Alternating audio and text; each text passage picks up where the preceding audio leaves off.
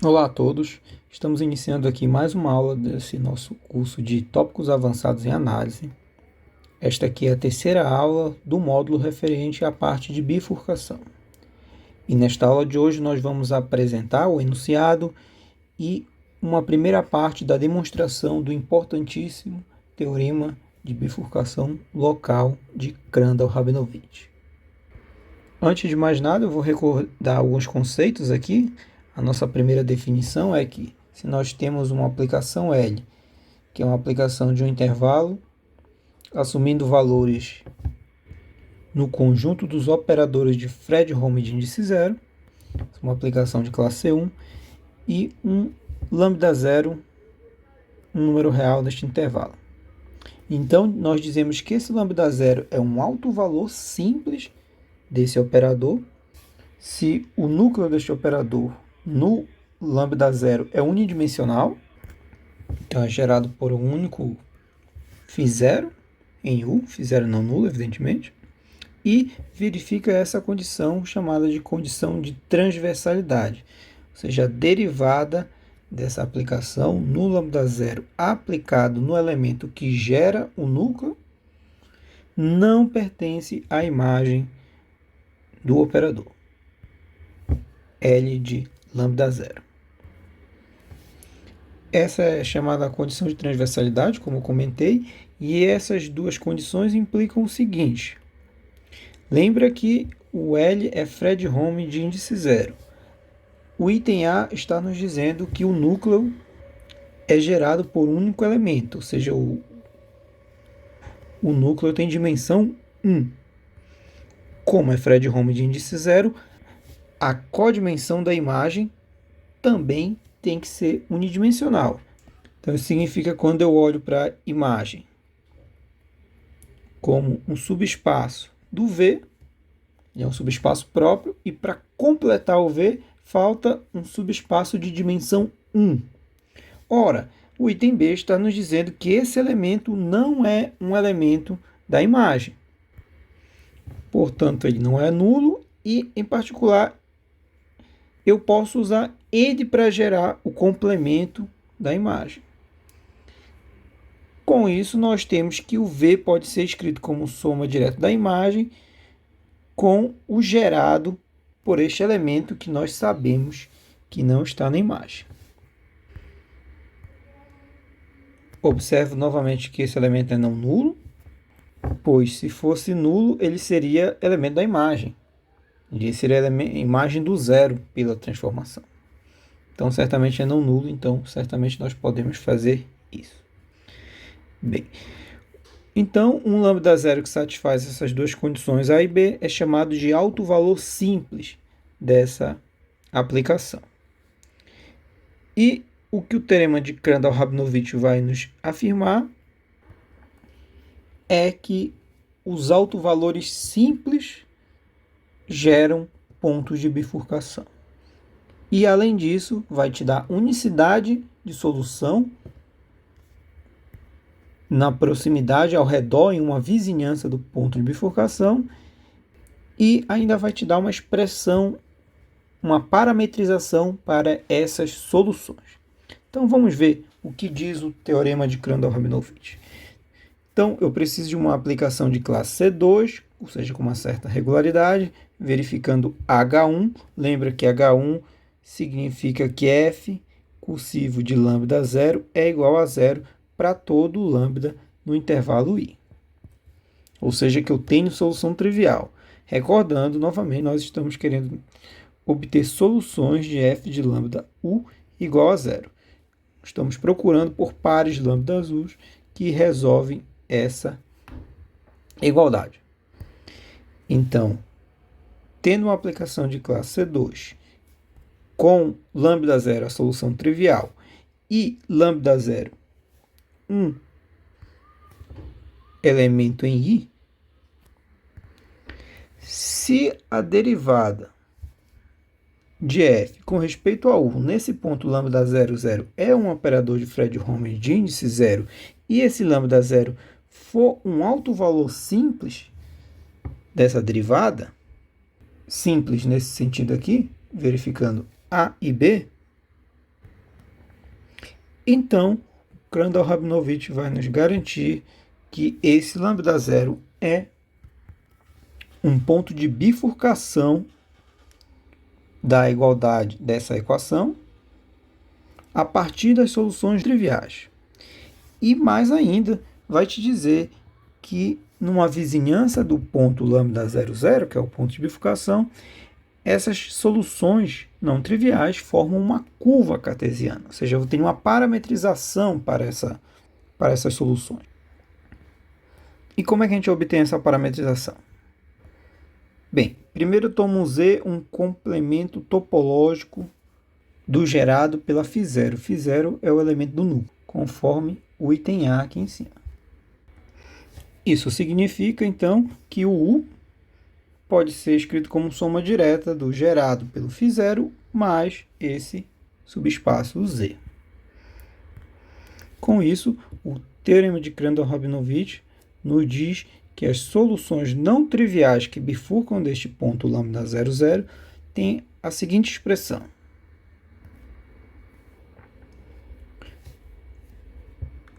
Teremos que vão existir aplicações lambda de menos epsilon epsilon a valores reais e uma psi de menos epsilon epsilon assumindo valores em z, tais que o lambda de zero é lambda zero e o psi de zero é a função nula.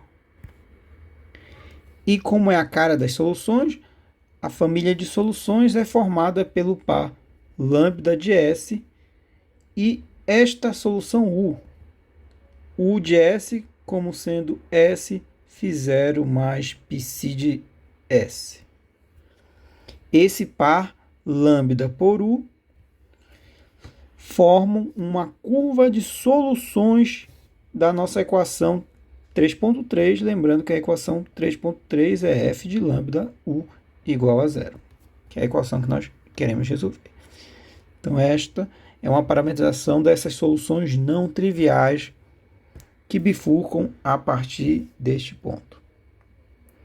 Então, isso garante a existência. O teorema de Crandall-Rabinovich também nos dá a unicidade. Unicidade no sentido de que, numa vizinhança desse ponto, lambda 00, as únicas soluções não triviais da equação são essas dessa forma, que tem essa expressão. Isso aqui está nos dando a unicidade. E outra informação que também é dada aqui é que se a f for de classe CK, então essas aplicações lambda de S e U de S são de classe CK-1. Em resumo, o teorema de Crandall-Rabinovich nos dá a garantia de um ponto de bifurcação, te dá uma parametrização para as soluções que bifurcam do ponto e te dá unicidade de solução no entorno daquele ponto. Então, vamos à demonstração do resultado. Aqui nesta aula, eu farei a demonstração apenas do item A, da existência. O item B será deixado para uma próxima aula. Então, vamos lá. Qual a ideia da demonstração? Bem, primeiro aqui eu faço uma simplificação. A derivada com respeito a U da f no lambda 00, eu chamei de L de zero. E a derivada dessa aplicação com respeito a lambda, eu chamei de L de 1. São notações clássicas que vocês vão encontrar nos artigos, eu estou adotando elas aqui também. Então, com essas notações, qual é a ideia da demonstração? É evitar a singularidade da derivada. Note que, como é Fredholm de índice zero, essa derivada aqui é singular, ela é não inversível. Então, o que nós vamos fazer é uma modificação na f, introduzindo um novo parâmetro, de modo que essa nova aplicação com este novo parâmetro não tenha mais essa singularidade e nós possamos aplicar o teorema da função implícita. Então, vamos lá. Vamos passar para uma folha em branco para podermos fazer algumas contas. Então, antes de mais nada, para começar a demonstração, vamos fazer algumas convenções. Primeiro, vamos denotar por L de zero a derivada com respeito a U da f no ponto lambda 00.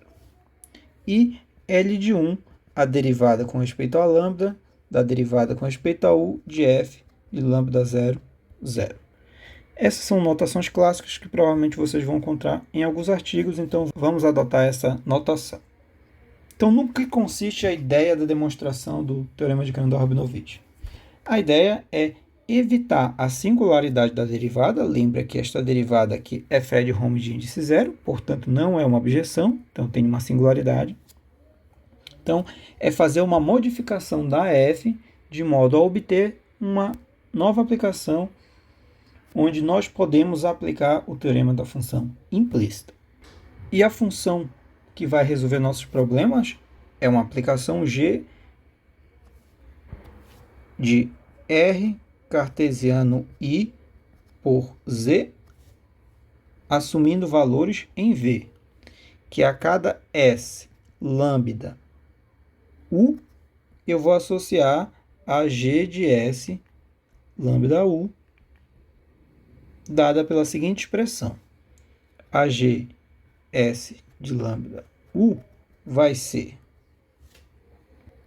a F de lambda S φ0 mais U, dividido por S, no caso em que o S é não nulo, e será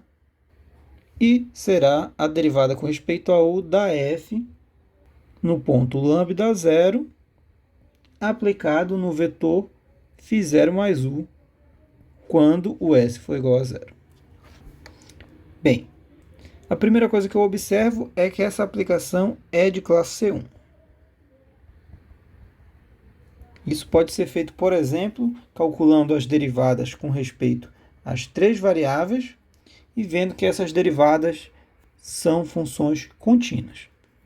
São aplicações contínuas. Essa parte eu não vou fazer, está nas notas de aula, deixo para vocês lerem lá. O que nós vamos fazer aqui é aplicar o teorema da função implícita para essa nova função g. E eu gostaria de analisar a equação g de S lambda U igual a g de 0 lambda 0, 0. Porque lembra que o ponto de bifurcação é lambda 0, 0. E o parâmetro S vai ser a partir do zero aqui. Quanto é que é g de lambda 0, 0?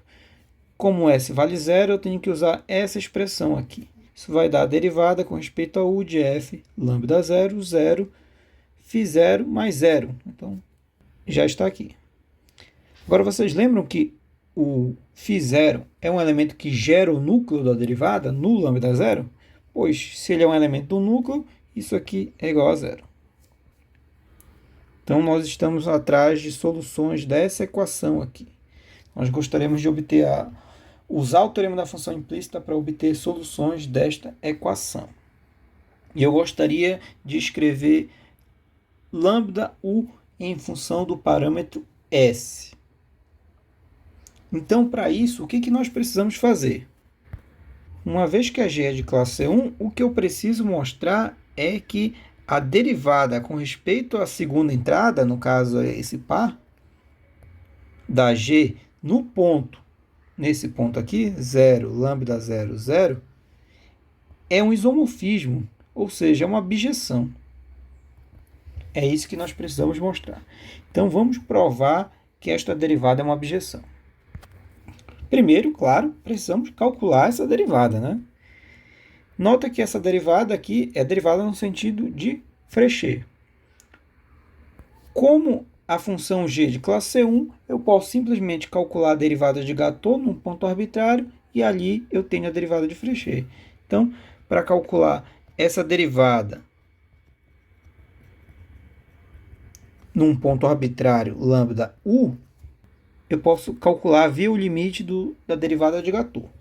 Ou seja, é o limite h tendendo a zero, g de 0, lambda 0 mais h lambda, vírgula, 0 mais hu, ou seja, só hu, menos g do ponto. Tudo dividido por h. E manda o h tendo para zero. E agora vamos substituir essa expressão e essa aqui. Bem, como aqui o S é igual a zero, eu uso a segunda expressão da G. Então, isso daqui vai ser a derivada com respeito a U da F aplicado neste lambda, ou seja, lambda 0 mais H lambda, 0, aplicado no φ0 mais U, este U aqui, HU, menos o G do 0 lambda 0. Só que o G do 0 lambda 0 a gente já calculou bem aqui em cima, ó. Deu 0. Então, esse aqui dá 0. Então, basta dividir. Então, continuando aqui, o que eu vou fazer é separar essa derivada para os dois termos. Vamos fazer isso. Então, isso vai ficar como limite. Então, ficaremos com limite h tendendo a zero, derivada com respeito a u da f neste ponto. Opa, aqui faltou um parênteses, né? Aplicada em φ0, mais a derivada com respeito a u da f, lambda 0 mais h lambda 0 no HU. Aqui eu divido por h, aqui eu divido por h. Temos que calcular esses dois limites. Vamos calcular, então, chamar esse aqui parcela 1 e essa daqui é a parcela 2, e 1 e 2. Vamos calcular I2 primeiro. Então, I2 é aquele limite aqui. É o limite h tendendo a zero desse quociente aqui. Mas nota, esse quociente aqui eu posso simplesmente cancelar os h's. Então, vai ficar com a derivada com respeito a u do f lambda 0 mais h lambda 0 aplicada em u. E lembra que a derivada da f com respeito a u é contínua. Então, eu posso entrar com esse limite para cá e concluo que esse primeiro limite é a derivada com respeito a u de f lambda 0, 0, u. Basta fazer o h tender a zero aqui. Pronto. Então, essa primeira parcela está calculada. Lembra também que essa derivada a gente deu um nome para ela. Isso daqui a gente chamou de L de zero. Portanto, L de zero igual a U. Agora, nós precisamos calcular essa primeira parcela. Ou seja, precisamos calcular o I1, que é o limite h tendendo a zero da derivada com respeito a u de f de lambda 0 mais h lambda 0 aplicado em φ0 dividido por h. Bem, vamos separar em dois casos. Se o lambda for igual a zero, isso aqui se reduz ao limite h tendendo a zero, derivada com respeito a u, só substituo o zero aqui, né? F de lambda 0, 0, φ0 dividido por h. Mas, novamente, o que nós temos aqui é a derivada, essa derivada da f no lambda 0, 0, aplicado no φ0. φ0 é o elemento do núcleo. Então, este elemento aqui é zero sempre. Então, é 0 dividido por h, portanto, dá 0. Então, se o lambda for 0, o I1 é igual a 0. E se o lambda não for 0? Bem, no caso em que o lambda é diferente de 0, o nosso I1 é o limite h tendendo a zero da derivada com respeito a u de f de lambda 0 mais h lambda 0, φ0 dividido por h. Aí, uma vez que o lambda é diferente de zero, eu posso, por exemplo, dividir por lambda e multiplicar por lambda. Então, se eu chamar esse h lambda de um parâmetro t, o que nós podemos reescrever esse limite como sendo limite t tendendo a zero, du f lambda 0 mais t, 0, lambda φ0 dividido por t. Isso aqui, meus amigos, converge, isso daqui vai para a derivada com respeito a lambda dessa função aqui no lambda 0, aplicado em lambda φ0.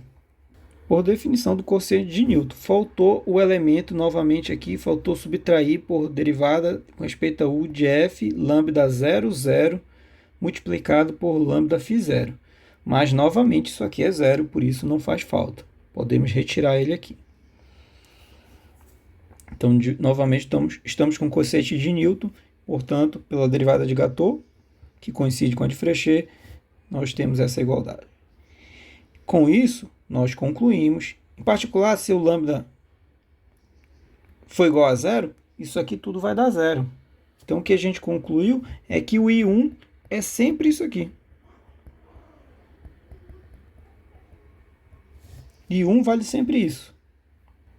Seja lambda igual a zero, seja lambda diferente de zero. Portanto, a derivada com respeito ao lambda U da G no ponto 0, lambda 0, 0, vai ser I1 mais I2. Esse aqui. E já para simplificar a notação, lembra que eu chamei isso aqui de L1? Então, isso é L1 de lambda φ0 mais o I2. Cadê a expressão do I2? Vamos voltar aqui para cima. Está aqui a expressão do I2. L0 de U. Então, L0 de U. Como L1 é linear, posso escrever lambda L1 φ0 mais L0 de U. Está aqui calculado a derivada. O que nós devemos mostrar agora é que esta derivada é uma bijeção. Então, primeiro vamos tratar a injetividade. Então, vamos para a injetividade. O que nós temos que fazer é mostrar que se o lambda L1 φ0 mais L0 de U for igual a zero, isso tem que implicar que o par lambda U é necessariamente o par 0, 0. Lembra que isso é uma aplicação linear contínua, então basta mostrar que no núcleo só tem o elemento 0, 0. Então vamos lá. Primeiro, vamos considerar se o lambda for diferente de zero. Bem, se o lambda for diferente de zero, eu vou poder isolar este termo aqui. Então, passando esse para o lado de lá, eu fico com L1 de φ0 igual a L0 de U, menos, né, com sinal negativo, e esse daqui eu passo dividindo 1 sobre lambda, já que eu estou supondo diferente de zero. Mas isso aqui implica dizer que, lembra que o L0 é uma transformação linear, vai ficar com L de zero aplicado em menos 1 sobre lambda U. Ora, isso está nos dizendo que o L1 de φ0 pertence à imagem do L de zero. Mas isso não é verdade pela hipótese de transversalidade, pela condição de transversalidade. Isso daqui é falso. Então, o lambda não pode ser igual a zero. Então, o lambda não pode ser diferente de zero. Portanto, lambda é igual a zero. Então, aqui nessa expressão, nós já podemos simplificar substituindo por lambda igual a zero. Então, se eu substituir aqui lambda igual a zero, nós vamos concluir que L0 de U é igual a zero. Ou seja, que o U pertence ao núcleo de L de zero. Mas vocês lembram onde é que estava a U? A U era um elemento do Z. U pertence ao Z. Mas recordem que o Z é o complemento topológico desse núcleo. Isso significa dizer que o U é soma direta do gerado do núcleo, e o núcleo, nesse caso, é gerado pela φ0, soma direta com Z. Então, aqui, acabei de mostrar que o U, lembrando, esse aqui é o gerado pelo φ0. É a nossa hipótese lá que o núcleo é unidimensional e gerado por uma única função, que é denotado por φ0. Então, eu estou dizendo que o U pertence aqui e também pertence ao Z. Bem, o único elemento dessa interseção é o vetor nulo. Portanto, eu concluo que a U forçosamente tem que ser zero.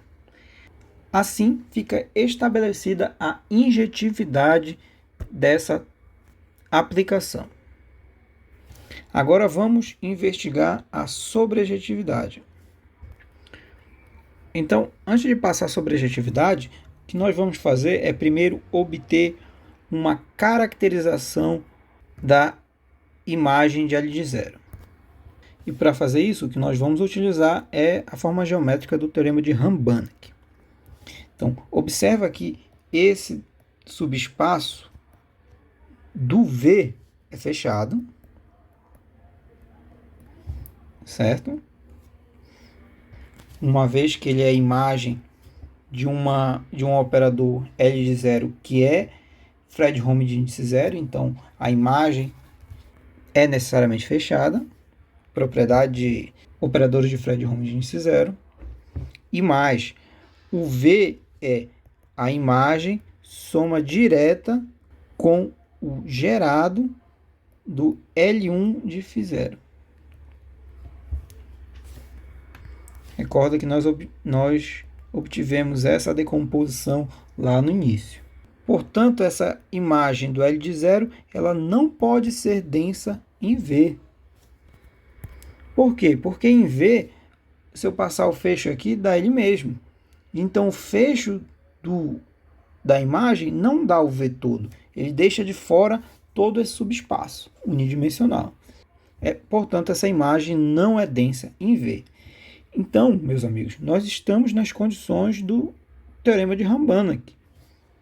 Então, pelo teorema de Rambanach, vai existir um funcional linear contínuo, um elemento de V', que tem a propriedade de anular todo mundo desse subespaço. Tal que, além disso, o φ é não nulo, não é o funcional linear nulo, e tem a propriedade de que essa φ maiúscula de V é igual a zero para todo V pertencente a esse subespaço que eu tomei, a imagem de L de zero. E eu observo ainda que esse φ anula a imagem e somente a imagem. Então, essa φ maiúscula aplicada em V é igual a zero se e somente se o V pertence à imagem do L de zero. Por quê? Bem, uma implicação é imediata, né? Se o V está na imagem, é claro que ele é anulado pela φ, graças ao teorema de Rambanach. Não há o que fazer aqui. E a outra implicação? Então, para outra implicação, suponha por contradição que a φ maiúscula de V é igual a zero para algum V que não está aqui. Para algum V não elemento da imagem de L de zero e, evidentemente, V diferente de zero. Ora, mas se o V não está na imagem, então ele tem que estar fora da imagem. Só que lembra que o subespaço V é soma direta da imagem mais esse cara. Bem, se ele não está aqui, obrigatoriamente ele tem que estar no gerado. Isso implica dizer que o V pertence ao gerado desse elemento. Ora, então o V tem que ser um múltiplo escalar desse. Então, esse tem que ser um K L1 de φ0 para algum K pertencente aos reais, K não nulo, né? Então, o φ de V vai ser o φ desse elemento, K L1 de φ0, que é igual a K φ de L1 de φ0. Sendo esse elemento zero, o que está dizendo aqui é que o φ de L1 de φ0 é igual a zero. Ou seja, ele zera o elemento da base. Então, ele vai zerar o espaço inteiro. Se isso ocorresse, φ vai zerar o subespaço inteiro. Portanto, ele ia zerar a imagem e ia zerar esse outro subespaço. Mas o V é soma direta desses dois elementos. Se ele zera esse e zera esse, a φ maiúscula, essa funcional linear, seria o funcional nulo, o que é um absurdo, porque é o termo de Rambana que garante que o funcional é não nulo. Então, está aqui uma caracterização da imagem de L de zero. Um elemento está na imagem de L de zero se e somente se φ neste elemento dá zero. E um elemento não pertence à imagem de L de zero, ou seja, pertence ao gerado por esse termo aqui, se e somente se o φ maiúsculo nesse elemento não é zero. Até aqui a nossa caracterização do R de zero. É só olhar para quanto vale o φ naquele elemento. Se valer zero, está na imagem. Se não valer zero, não está na imagem. Essa é a nossa caracterização. Então vamos para a sobrejetividade, lembrando que nós queremos estabelecer sobrejetividade, ou seja, dado V em V, a pergunta é se existe λU no domínio I por Z, tal que a transformação linear, que é lambda L1 φ0 mais L0 de U, é igual a esse V. Temos que verificar se o V é imagem de algum elemento, ou seja, se existe solução para essa equação, né? Se eu encontro o lambda e U que resolve essa equação. Essa é a pergunta. Dado V arbitrário, se eu encontro solução dessa equação. Ora, mas nota que essa equação aqui é equivalente ao seguinte. Vamos passar esse para o lado de lá. Ficar com L de 0 de U é igual a V menos lambda L1 de φ0. Então, se um par resolve essa equação, ele resolve essa. Resolver essa equação, essa igualdade, isso não significa dizer que esse elemento aqui está na imagem do L de 0. V menos lambda L1 de φ0 pertence à imagem do L de 0. Certo? Ora, já temos uma caracterização para os elementos que estão na imagem. Esse cara vai estar na imagem se somente se o φ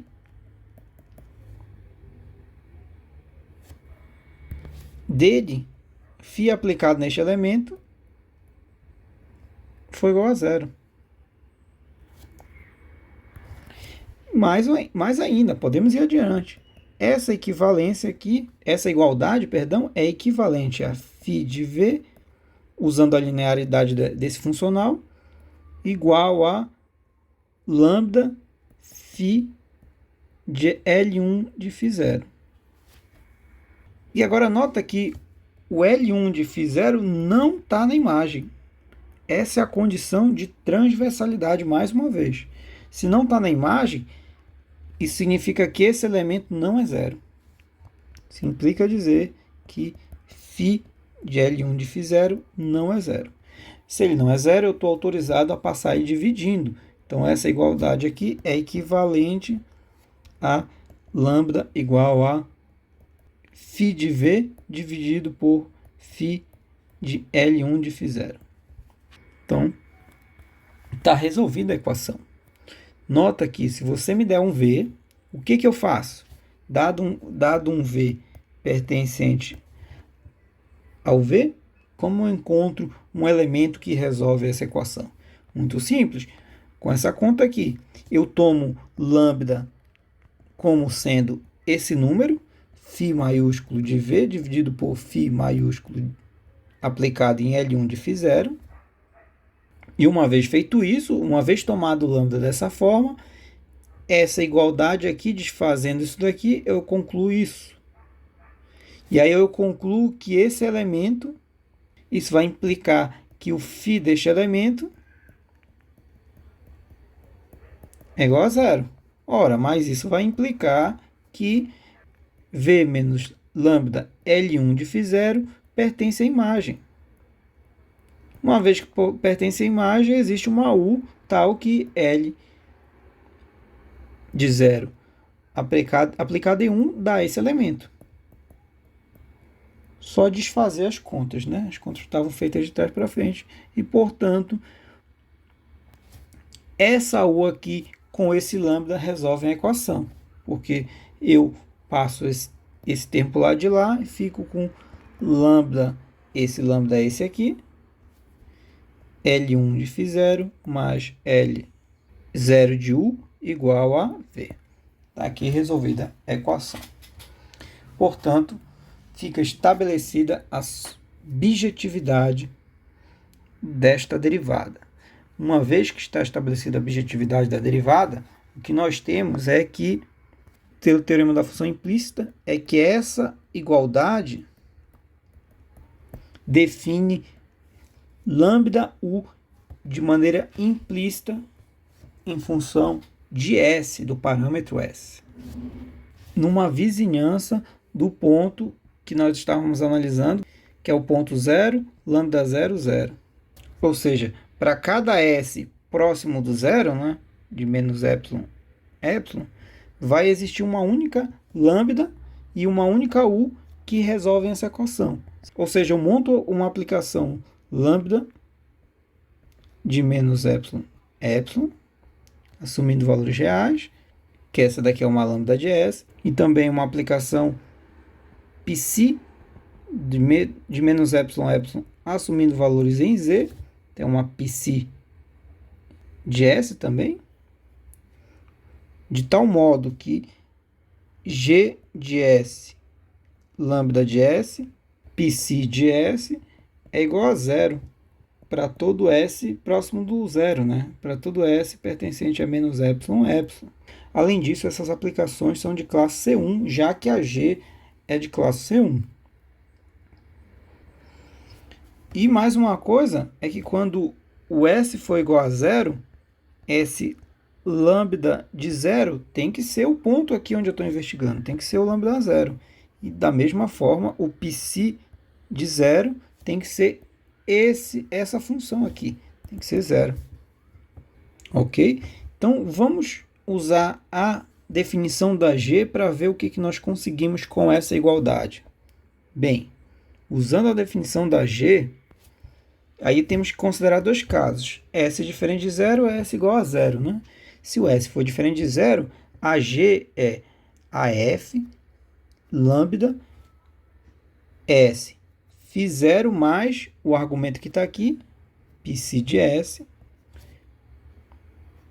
fecha parênteses, dividido por S. Aqui é lambda de S, né? Isso igual a zero. Bem, eu posso passar esse S para o outro lado, né?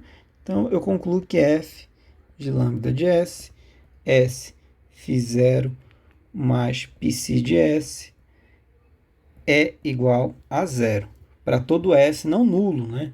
Ou seja, essa função lambda com essa U de S, onde a U de S é S φ0 mais psi de S,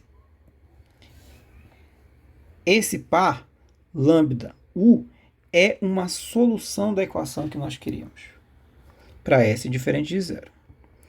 E para S igual a zero?